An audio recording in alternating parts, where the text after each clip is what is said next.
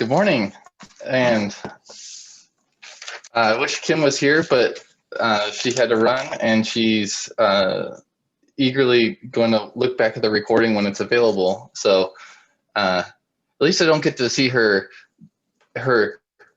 disappointing reaction in me immediately in real time.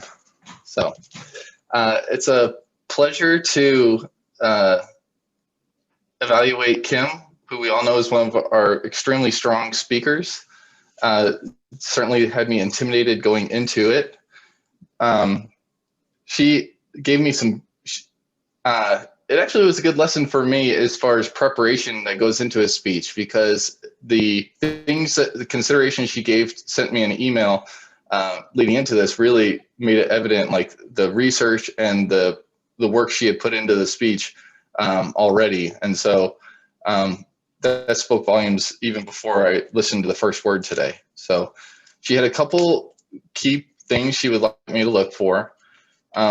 With all of her research, did she narrow it down too much or too little? I thought she narrowed it down perfectly to just the two examples that she was promoting were the PPP and the skill of listening. Were her learning points, she asked if her learning points would be concise. I thought they were particularly concise because maybe I wasn't watching the timer during the thing, so if she ran that much over, maybe not as concise as it could have been, but my impression of them were in that they were concise, and she did a great job of repeating, particularly the PPP, and as she described more of it, describing back on how, oh, this is the practice part, this is how you prepare. So that repetition helped it cement in my mind as I was learning the lesson from her. She asked if she gave quick and easy examples, and not only simply answering yes to this, I think I would go so far as to say, I think this is the best use of examples that I can recall from any speech that I've watched so far. It's perhaps a bit subtle, so I'll unpack it, but for one, the examples incorporated the audience, which is great. But on a deeper level, it was a really good implementation of the strategies that she was promoting.